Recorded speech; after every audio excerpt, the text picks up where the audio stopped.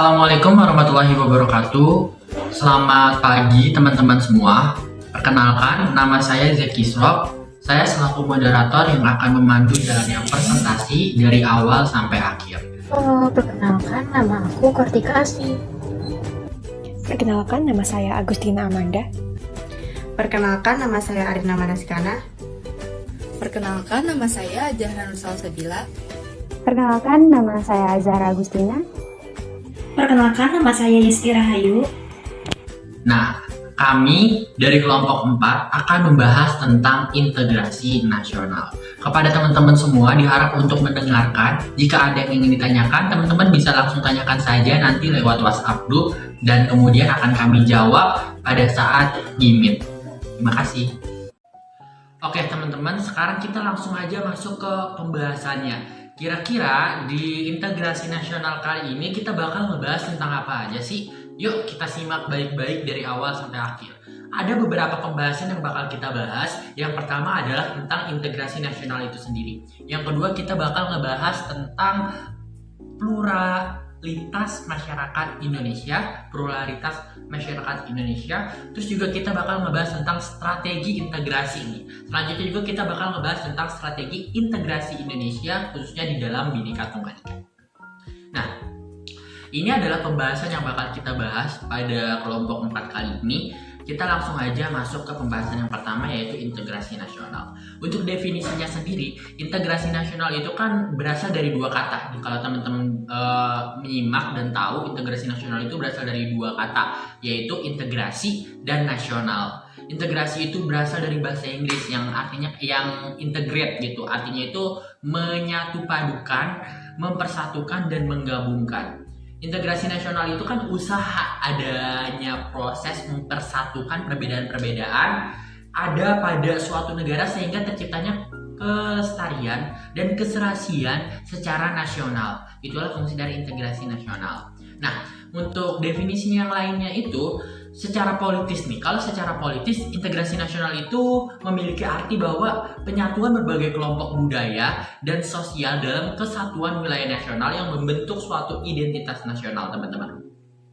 Selain itu, ada secara politis, ada juga secara antropologi. Nah, kalau misalnya secara antropologi itu artinya kayak gimana sih? Kalau misalnya secara antropologi, integrasi nasional itu memiliki arti bahwa proses penyesuaian di antara unsur-unsur kebudayaan yang berbeda sehingga mencapai suatu kesatuan fungsi di dalam kehidupan bermasyarakat, teman-teman.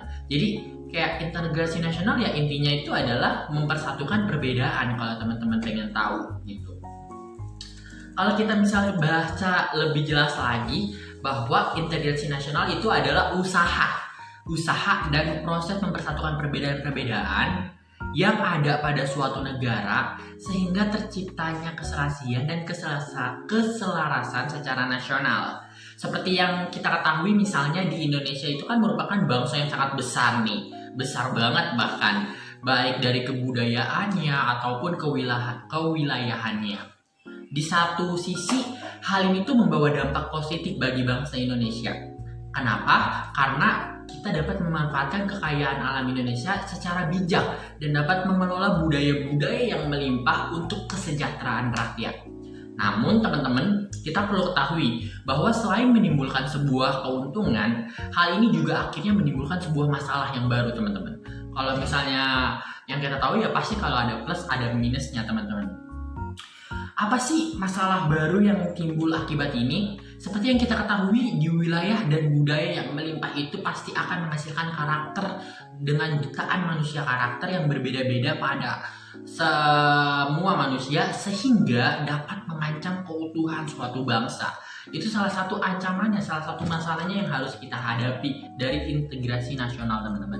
Maka dari itu kita sebagai anak muda, sebagai mahasiswa dituntut untuk selalu bisa memberikan pelajaran dan kecerdasan kepada semua masyarakat Indonesia bahwa walaupun kita berbeda-beda dengan segala budayanya yang berbeda, adat istiadatnya yang berbeda, bahasanya yang berbeda, itu menjadi sebuah hal yang harusnya malah bisa menyatukan kita.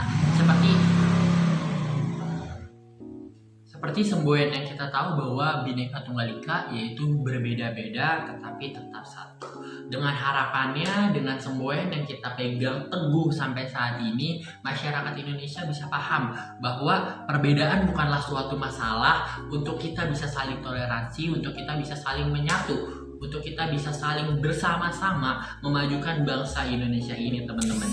Kita harus tahu bahwa dengan segala perbedaan yang ada menjadi sebuah kekuatan untuk kita bisa terus bangkit, terus maju, menjadikan Indonesia yang lebih baik dan lebih unggul ke depannya daripada yang sekarang ini. Kita harus tekankan itu, walaupun memang kita tahu masalahnya adalah pada saat banyaknya budaya dan banyaknya keragaman, itu membuat banyaknya karakter, banyaknya jutaan karakter manusia yang ada di Indonesia ini, membuat suatu ancaman baru, bahkan jadinya banyak perbedaan pendapat. Tapi diharapin dengan bedanya pendapat ini menjadi salah satu kekuatan kita untuk bisa terus maju dan bersama-sama. Perbedaan pendapat bukan suatu masalah, tapi perbedaan pendapat bisa menjadikan hal yang untuk bisa menyatukan kita dan membuat Indonesia lebih baik ke depannya. Untuk membuat Indonesia menjadi negara yang maju, berkembang, dan juga negara yang menjadi puncak emas untuk ditiru oleh negara-negara lain. Mungkin sekian dari saya. Selanjutnya akan disampaikan oleh teman saya. Selanjutnya ada pluralitas masyarakat Indonesia. Kekayaan dan kemajumukan suku, ras, agama, pekerjaan, dan lainnya yang dimiliki oleh bangsa Indonesia telah membuktikan bahwa bangsa Indonesia ini memiliki sifat plural. Nah, jika dalam bahasa Inggris kata plural ini berarti yaitu jamak. Lalu ada kata pluralitas yang diartikan sebagai kemajumukan. Sehingga jika disimpulkan, pengertian dari pluralitas bangsa Indonesia adalah kemajumukan atau keberagaman masyarakat Indonesia. Selain itu, ada istilah multikultural yang juga berkaitan dengan keragaman. Multikultural berasal dari kata multi yang berarti banyak, serta ada kultur yang berarti kebudayaan. Pengertian masyarakat multikultural adalah masyarakat dengan kebudayaan lebih dari dua. Masyarakat multikultural ini terdiri dari beragam budaya sebagai sumber nilai terjaganya kestabilan kehidupan. Fungsi dari keragaman budaya tersebut adalah untuk melindungi identitas dan integrasi sosial masyarakat. Selanjutnya ada faktor penyebab pluralitas masyarakat Indonesia. Berikut ini saya akan menjelaskan mengenai faktor penyebab terjadinya pluralitas dalam masyarakat Indonesia. Di antaranya yaitu yang pertama ada faktor sejarah. Sejarah menyatakan bahwa bangsa Indonesia merupakan kaum pendatang dari Yunan Selatan. Saat itu, bangsa Yunan Selatan mulai berkembang dan mengembangkan kebudayaan mereka di Indonesia. Bangsa Yunan Selatan datang secara bergelombang ke Indonesia. Gelombang pertama disebut sebagai Proto-Melayu yang tinggal di sejumlah wilayah di Indonesia. Lalu mereka melahirkan suku Batak dan Toraja. Sedangkan gelombang kedua disebut sebagai Deutero Melayu atau Neo Melayu. Bangsa asing yang datang ke Indonesia seperti India, Arab, Belanda, dan Cina kemudian berbaur dengan suku asli di Indonesia. Selanjutnya yang kedua ada faktor geografi. Seperti yang telah kita ketahui, kalau Indonesia adalah negara kepulauan yang luas dengan dikelilingi oleh lautan. Selain itu, Indonesia adalah negara vulkanis yang memiliki banyak penggunungan. Kedua faktor tersebut menyebabkan terjadinya isolasi geografi atau batas daerah dengan daerah lain di Indonesia. Nah, akibat adanya isolasi geografi laut, hubungan antara pulau itu menjadi terhambat. Sehingga setiap pulau berkembang sesuai kondisi alam yang tersedia dan menyebabkan suku dan kebudayaan yang dimiliki setiap pulau menjadi berbeda. Akibat adanya isolasi geografi gunung, hubungan antara satu daerah menjadi terhambat. Meski budaya di daerah tersebut tetap sama, namun dalam satu pulau bisa terjadi perbedaan suku bangsa.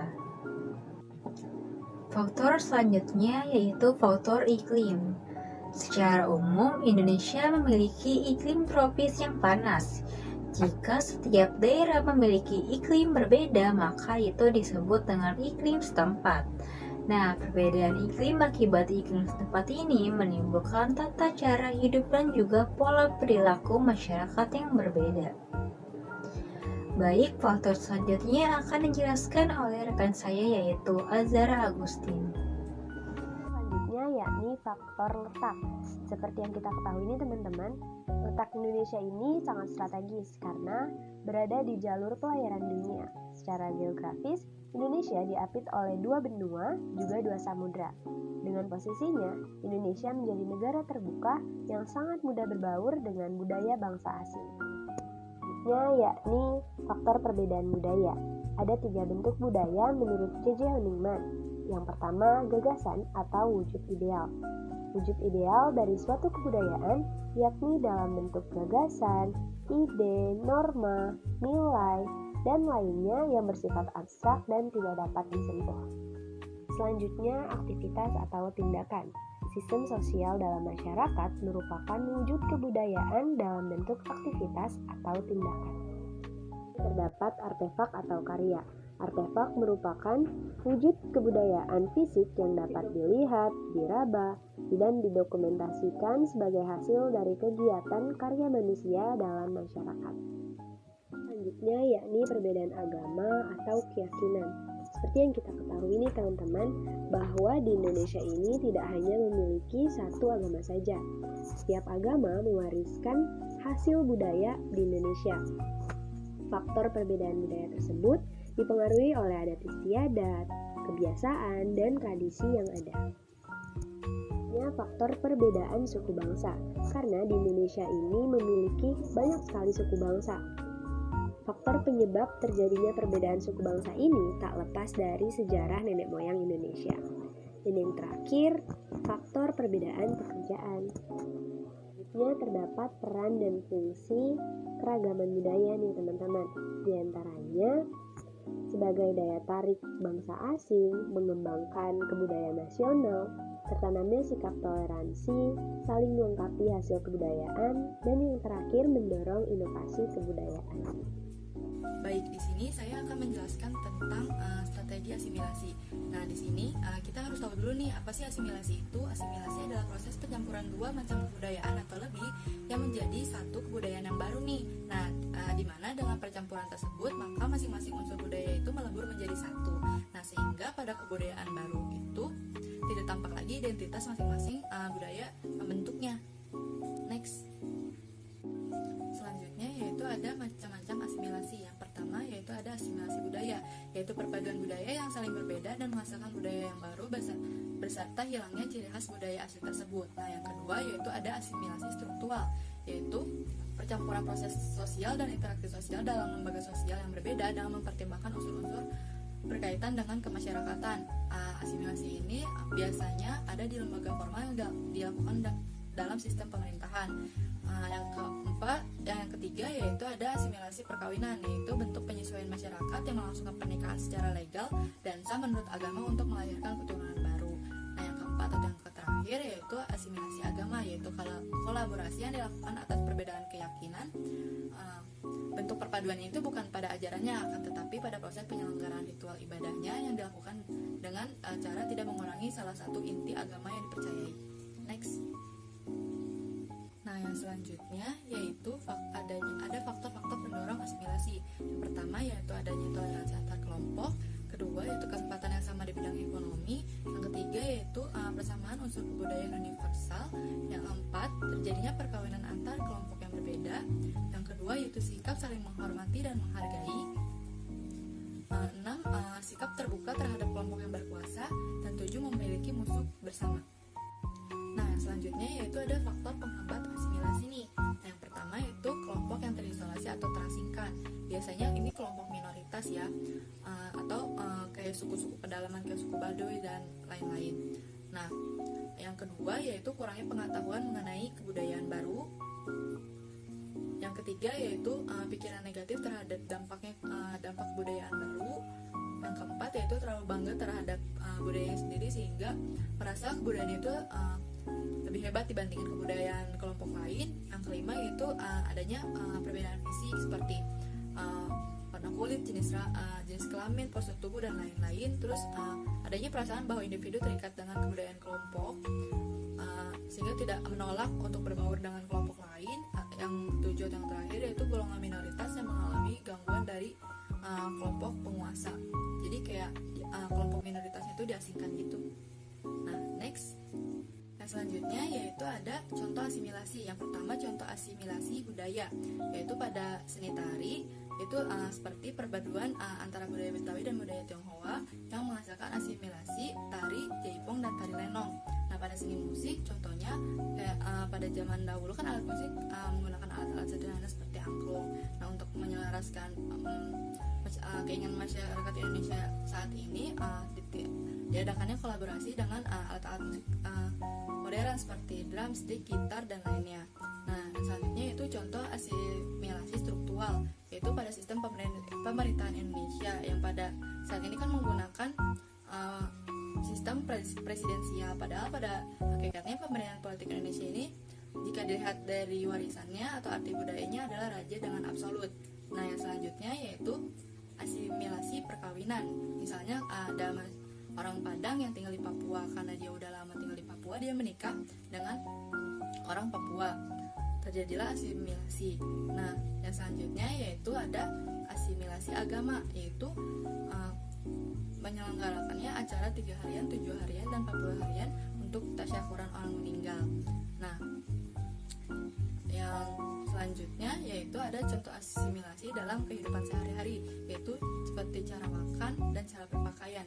Nah, pada cara makan ini zaman dulu kan masyarakat Indonesia lebih sering makan dengan menggunakan tangan ya. Nah, karena pengaruh asimilasi dari bangsa Eropa, jadi masyarakat Indonesia mengikuti budaya di sana dengan menggunakan sendok dan garpu. Dan kalau misalnya di pakaian, contohnya pakaian hijab yang biasanya dipakai oleh wanita Arab sekarang sudah menjadi fashion di Indonesia. Nah, untuk prianya seperti pakaian baju koko. Dulunya itu pada era masa lalu baju koko itu ciri khas budaya Cina, tapi sekarang sudah sering dipakai oleh masyarakat Indonesia, terutama yang beragama Muslim.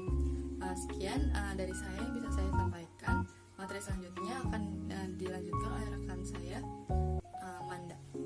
Baik, strategi integrasi selanjutnya yaitu strategi akulturasi. Nah, akulturasi ini sendiri memiliki pengertian sebagai proses pencampuran dua kebudayaan atau lebih sehingga menghasilkan kebudayaan baru di mana ciri-ciri dari kebudayaan pembentuknya tuh masih tampak. Nah, jika akulturasi ini menjadi strategi integrasi yang diterapkan oleh pemerintah suatu negara dengan maksud bahwa negara ingin mengintegrasikan masyarakatnya dengan mengupayakan adanya identitas budaya bersama, namun tidak menghilangkan seluruh unsur budaya kelompok ataupun budaya lokal. Nah, dengan strategi akulturasi ini, tampak bahwa upaya mewujudkan integrasi nasional dilakukan dengan tetap menghargai unsur-unsur budaya kelompok, walaupun penghargaan ini dalam kadar yang tidak terlalu besar. Sebagaimana asimilasi, proses akulturasi juga bisa terjadi dengan sendirinya tanpa dikendalikan oleh negara. Namun, akulturasi bisa juga menjadi bagian dari strategi pemerintah negara dalam mengintegrasikan masyarakatnya. Strategi integrasi nasional melalui upaya akulturasi dapat dikatakan sebagai cara yang cukup demokratis. Nah, hal ini dikarenakan akulturasi masih menunjukkan rasa menghargai dan menghormati unsur-unsur budaya kelompok ataupun budaya lokal.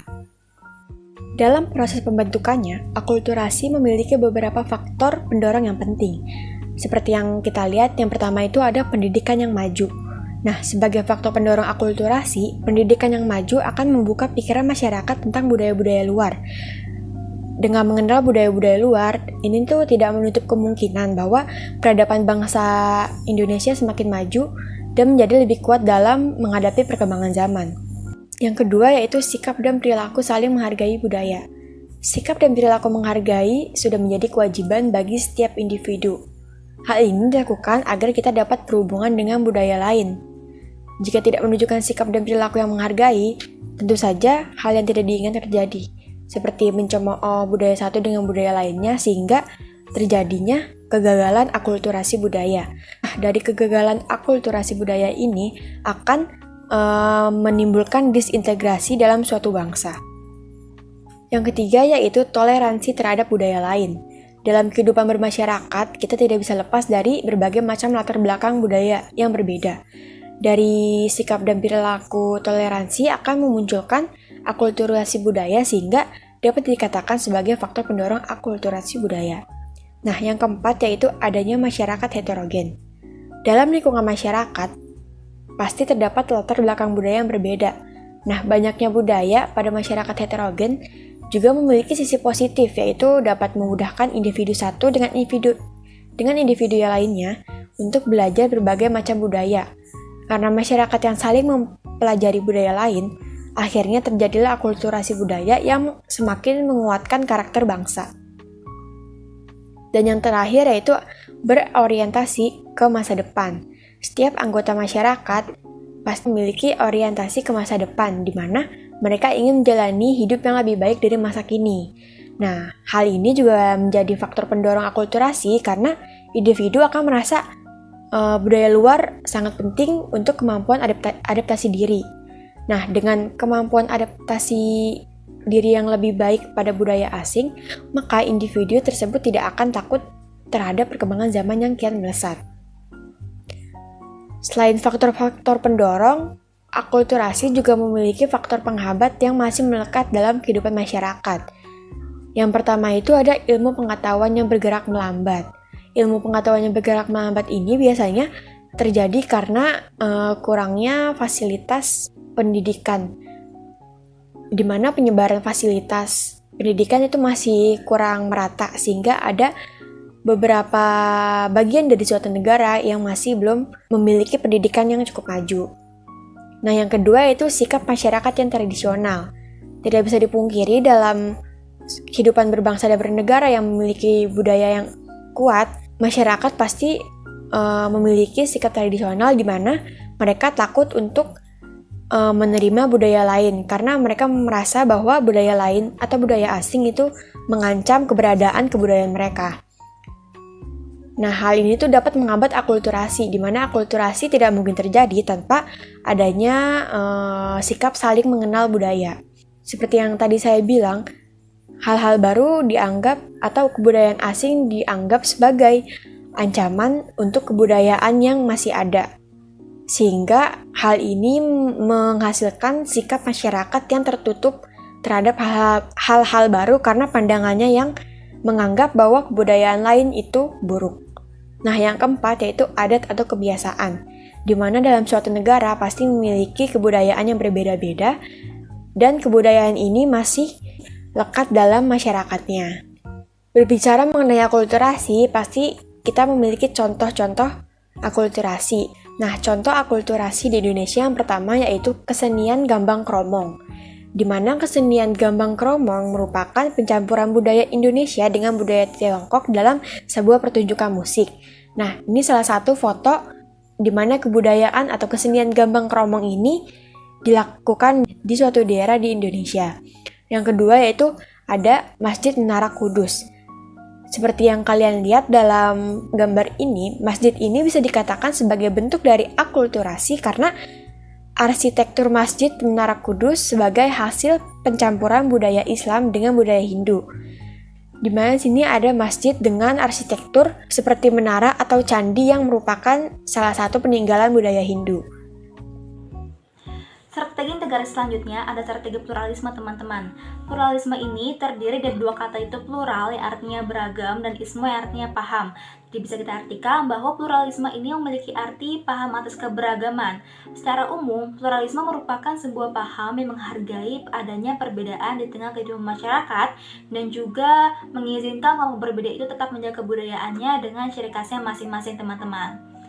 Pada prinsipnya juga, paham pluralisme ini, untuk mewujudkan sebuah integrasi nasional, tentunya negara akan memberikan kesempatan kepada semua unsur keragaman yang ada dalam negara itu tersendiri, baik dari suku, agama, budaya, dan juga perbedaan-perbedaan lainnya, agar nantinya masyarakat bisa tumbuh dan juga hidup berdampingan secara damai. Singkatnya, makna dari kata pluralisme ini kan berarti keberagaman ya. Oleh sebab itu, pluralisme memiliki beberapa macam-macam teman-teman. Yang pertama, di sini ada pluralisme agama. Seperti yang sudah kita ketahui ya, bahwa penduduk Indonesia ini memiliki kepercayaan dalam memeluk agamanya masing-masing, seperti Islam, Kristen Protestan, Kristen Katolik, Hindu, Buddha, dan juga Konghucu. Jadi bisa dibuktikan ya bahwa dengan banyaknya masyarakat yang menganut berbagai macam agama ini masih bisa tetap hidup saling berdampingan. Dan yang kedua, ada pluralisme ilmu pengetahuan. Faktor utama pertumbuhan ilmu pengetahuan itu karena adanya keanekaragaman ilmu, teman-teman. Jadi dengan adanya pluralisme ilmu pengetahuan ini, nantinya itu sangat membantu sekali untuk memperlihatkan hak individu dalam mengambil keputusan yang benar secara menyeluruh. Yang ketiga, di sini ada pluralisme sosial. Jadi pluralisme sosial ini adalah sebuah paham yang menerima keberagaman dalam interaksi sosial, seperti hidup saling berdampingan, terus juga menunjukkan sikap menghargai maupun juga menghormati dengan orang lain. Dan yang keempat, ada pluralisme budaya. Adanya keanekaragaman dari unsur budaya juga menjadi penyebab adanya konflik budaya dalam masyarakat, karena mereka tuh menganggap jika etnis yang mereka peluk merupakan etnis yang paling baik. Dan yang terakhir, di sini ada pluralisme media. Adanya keberagaman teknologi saat ini sangat membantu sekali ya teman-teman ya, untuk orang berkomunikasi baik dalam jarak jauh maupun dekat, dan juga sebagai sarana penyampaian informasi maupun pendapat. Pluralisme masyarakat Indonesia tidak muncul dengan sendirinya teman-teman, melainkan ada beberapa faktor yang mempengaruhinya. Di sini ada faktor pendorong. Yang pertama, Indonesia merupakan negara dengan berbagai pulau. Jadi karena letaknya yang berjauhan, muncul berbagai keragaman seperti tradisi, bahasa, gaya hidup, dan kecenderungan lainnya tanpa disadari. Lalu yang kedua, ada kepulauan Indonesia yang terletak di antara Samudra Hindia dan Pasifik. Jadi hal ini pun juga bisa menyebabkan terjadinya peluang bagi negara luar untuk bisa menyebarkan kebudayaannya ke Indonesia. Dan untuk faktor penghambatnya, yang pertama di sini karena terjadinya kurangnya penghargaan terhadap kemajemukan. Jadi hal ini terjadi karena kurangnya pengetahuan dan pemahaman secara benar dan juga seimbang teman-teman. Lalu yang kedua, ada kurangnya toleransi. Hal ini karena adanya kesenjangan ekonomi, terkurung dalam ras dan juga etnis dan maupun golongan tertentu. Yang ketiga, karena adanya kurangnya kesadaran diri. Contoh pluralisme di Indonesia, pertama ada perbedaan agama. Adanya perbedaan agama ini membuat masyarakat Indonesia bisa saling menghargai ketika saat ada ibadah maupun upacara keagamaan. Yang kedua, ada perbedaan budaya. Tidak hanya agama, budaya pun juga termasuk ke dalam pluralitas masyarakat Indonesia karena terdiri dari beragam etnis dan ras. Budaya itu kan adalah berbagai macam kompleksitas yang berada dalam suatu komunitas yang meliputi kepercayaan, kesusilaan, seni, adat istiadat, dan juga kebiasaan yang menjadi bagian dari masyarakat itu tersendiri. Yang ketiga, perbedaan suku bangsa. Agama, budaya, maupun suku bangsa pun sangat penting sekali bagi Indonesia untuk mempertahankan keanekaragamannya. Biasanya kelompok ini dibedakan dari tempat asalnya, misalnya seperti suku Batak, suku Jawa, maupun suku-suku lainnya. Dan contoh pluralisme dalam kehidupan sehari-hari, yang pertama terbuka menerima perbedaan pendapat, yang kedua turut serta untuk membangun persatuan dalam meraih pembangunan negara, yang ketiga menghormati adat istiadat yang ada dalam masyarakat, yang keempat tidak memaksakan kehendak dari orang lain untuk mengikuti kepercayaan yang kita yakini, yang kelima kebersamaan untuk melakukan aktivitas gotong royong dalam membersihkan lingkungan sekitar. Baik, pembahasan selanjutnya akan dipaparkan oleh rekan saya. Baiklah, selanjutnya adalah strategi integrasi Indonesia dalam lingkup Bhinneka Tunggal Ika. Nah, pasti teman-teman udah pada tahu kan keberagaman yang ada di Indonesia itu sangat banyak, mulai dari keberagaman ras, suku, budaya, bahasa, dan lain sebagainya. Yang membuat Indonesia itu tuh diikat dengan semboyannya, yaitu Bhinneka Tunggal Ika, yang artinya berbeda-beda tetapi tetap satu jua. Lambang Garuda Pancasila dengan semboyan Bhinneka Tunggal Ika ini ditetapkan secara resmi menjadi bagian dari negara Indonesia nih, melalui Peraturan Pemerintahan Nomor 66 Tahun 1951. Nah, tepatnya itu pada tanggal 17 Oktober tahun 1951 dan dimasukkan ke dalam Undang-Undang pada tanggal 28 Oktober tahun 1951 juga nih teman-teman.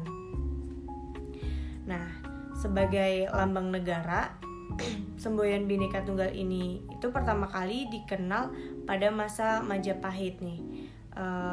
Pada saat itu tuh kepemimpinannya adalah Wisnuwardana. Nah, perumusan semboyan Bhinneka Tunggal Ika ini dilakukan oleh Putan Tular dalam Kitab Sutasoma.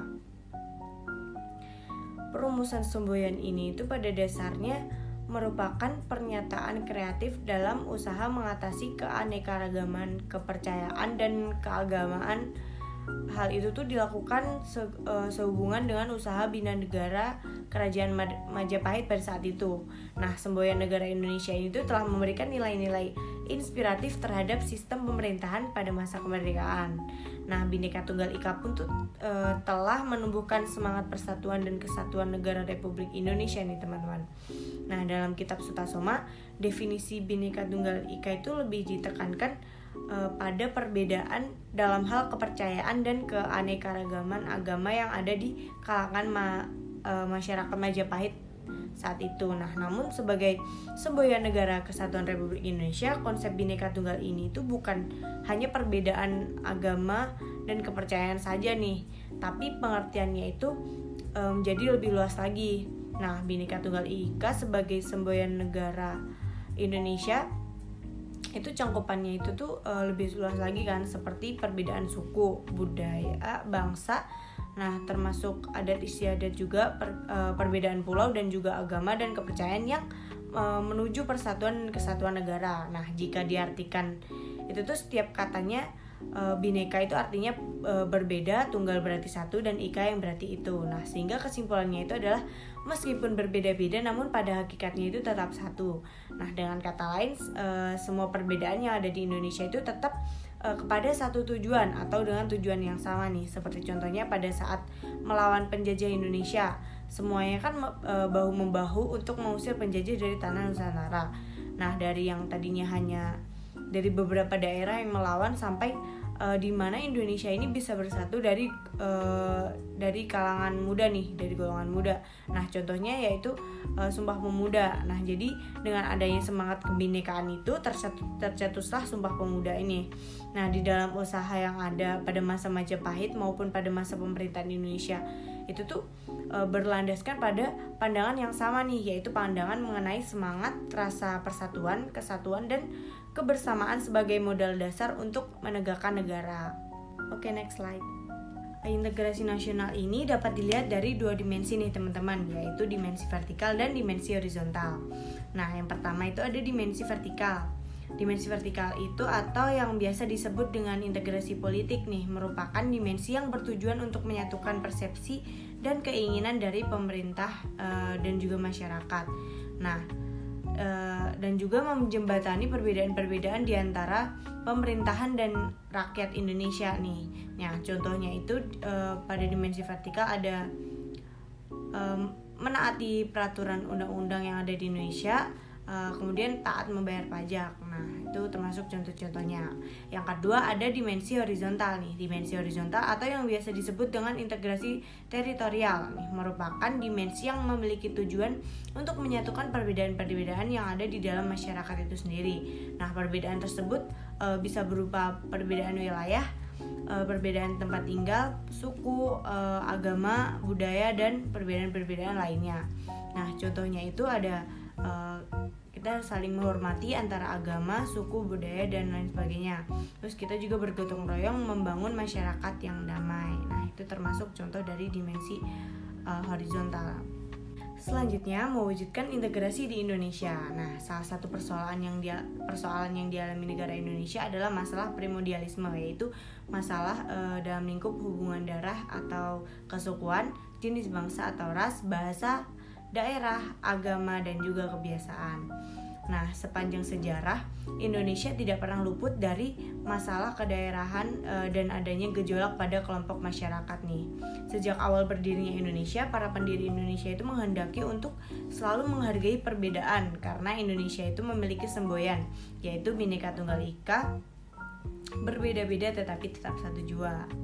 Nah, untuk terwujudnya kebinekaan tersebut, masyarakat Indonesia itu harus mempunyai pandangan multikulturalisme, yaitu pandangan bahwa setiap kebudayaan memiliki nilai dan kedudukan yang sama dengan kebudayaan yang lain. Nah, sehingga kebudayaan itu dapat memiliki tempat yang sama nih seperti kedudukan yang lainnya. Nah, di sini diperlukan hidup yang memandang perbedaan di antara anggota masyarakat, bukan cuma dalam hal budaya tetapi dalam hal suku, ras, agama, dan sebagainya, supaya dapat mewujudkan integrasi di Indonesia. Nah, cukup sekian materi dari saya. Selanjutnya akan dilanjutkan oleh rekan saya Agustina Amanda. Kita masuk ke materi baru, yaitu ancaman terhadap integrasi nasional. Nah, dalam mewujudkan integrasi nasional, terdapat berbagai ancaman yang harus dihadapi oleh suatu bangsa Indonesia. Ancaman bagi integrasi nasional datang dari dalam maupun dari luar. Nah, yang pertama yaitu ada ancaman di bidang ideologi. Salah satu ancaman terhadap ideologi Pancasila yang dianut bangsa Indonesia adalah liberalisme, di mana saat ini kehidupan masyarakat Indonesia cenderung mengarah pada kehidupan liberal yang menekankan aspek kebebasan individu. Liberalisme menjadi salah satu akibat dari era globalisasi. Globalisasi mampu meyakinkan masyarakat Indonesia bahwa liberalisme itu dapat membawa manusia ke arah kemajuan dan kemakmuran, sehingga memengaruhi bangsa Indonesia menerapkan paham liberalisme. Nah, pada dasarnya, globalisasi membawa dampak positif dan negatif, tetapi pengaruh yang diambil justru bernilai negatif seperti gaya hidup mewah, pergaulan bebas, dan lain-lain. Nah, yang kedua yaitu ancaman di bidang politik. Nah, ancaman di bidang politik ini dapat bersumber dari dalam negeri maupun luar negeri. Ancaman dari luar negeri dilakukan melalui tekanan politik terhadap Indonesia, seperti intimidasi, provokasi, dan blokade politik sebagai salah satu bentuk ancaman non-militer berdimensi politik yang dilakukan oleh pihak tertentu untuk menekan suatu negara. Dan selain itu, kan ada juga ancaman dari dalam negeri. Ancaman dari dalam negeri dapat berupa penggunaan kekuatan dalam bentuk pengerahan massa untuk membungkam pemerintah yang berkuasa. Bentuk lainnya yaitu seperti menggalang kekuatan politik untuk melemahkan kekuasaan pemerintah. Ada juga ancaman separatisme yang dapat dilakukan dengan pola perjuangan politik tanpa senjata untuk mencari simpati masyarakat internasional. Separatisme ini sulit dihadapi dengan menggunakan kekuatan militer. Baik, selanjutnya yaitu ancaman di bidang ekonomi. Nah, seperti yang kita tahu, ekonomi suatu negara tidak dapat berdiri sendiri. Saat ini, udah nggak ada tuh yang namanya negara yang memiliki kebijakan ekonomi tertutup tanpa pengaruh dari negara lain. Dalam globalisasi ekonomi, batas-batas suatu negara akan menjadi kabur dan keterkaitan antara ekonomi nasional dengan perekonomian internasional akan semakin erat. Di satu pihak, globalisasi ekonomi itu membuka peluang produk dalam negeri ke pasar internasional secara kompetitif. Tetapi, globalisasi ekonomi juga membuka peluang masuknya produk-produk global atau produk luar negeri ke dalam negeri atau ke pasar domestik yang mematikan produksi barang lokal, sehingga persaingan produk lokal itu semakin ketat karena adanya produk global. Nah, pengaruh negatif dari globalisasi ini dapat menjadi ancaman bagi kedaulatan Indonesia di bidang ekonomi. Ancaman selanjutnya akan dilanjutkan oleh rekan saya, Azhara Agustina. Selanjutnya adalah ancaman di bidang sosial budaya. Ancaman terhadap integrasi nasional di bidang sosial budaya yang berasal dari dalam adalah separatisme, terorisme, kekerasan, dan bencana akibat perbuatan manusia.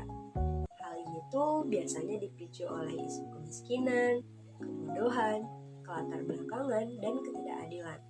Sedangkan ancaman dari luarnya sebagai akibat pengaruh negatif globalisasi seperti munculnya gaya hidup konsumtif yang selalu mengkonsumsi produk luar negeri. Juga munculnya sifat hedonisme, yaitu kenikmatan pribadi yang dianggap sebagai suatu nilai hidup tertinggi. Kemudian yang terakhir ini adalah ancaman di bidang pertahanan dan keamanan. Wujud ancaman di bidang pertahanan dan keamanan ini pada umumnya berupa ancaman militer. Ancaman militer adalah ancaman yang menggunakan kekuatan bersenjata dan terorganisasi nih teman-teman, yang dapat membahayakan kedaulatan negara, keutuhan wilayah, dan keselamatan segenap bangsa. Nah, baiklah, di sini saya akan membacakan kesimpulan materi dari kelompok kami. Jadi, integrasi nasional merupakan bentuk penyatuan berbagai kelompok sosial dan budaya di masyarakat. Nah, penyatuan itulah yang menjadikan negara Indonesia merupakan negara yang majemuk, atau yang berarti negara dengan keberagamannya yang banyak. Nah, termasuk keberagaman suku, budaya, adat, bahasa, dan lain sebagainya.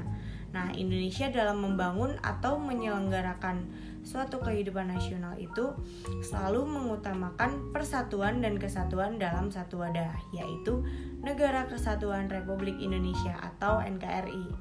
Nah, dengan semboyannya yaitu Bhinneka Tunggal Ika. Nah, di dalam semboyan yang dimiliki Indonesia itu sebagai menjadi salah satu kekayaan yang mampu mempersatukan berbagai latar belakang dalam keadaan dan masyarakat Indonesia. Nah, hal ini membawa dampak positif bagi bangsa nih, karena kita bisa memanfaatkan kekayaan alam Indonesia secara bijak atau mengelola budaya-budaya yang melimpah itu untuk kesejahteraan rakyat. Nah, sekaligus menumbuhkan rasa nasionalisme pada masyarakat Indonesia, menumbuhkan rasa cinta tanah air, menumbuhkan semangat persatuan dan kesatuan, rasa tenggang rasa, toleransi, gotong royong, dan juga solidaritas antar warga maupun pemerintahan di Indonesia. Nah, cukup sekian kesimpulan dari kami.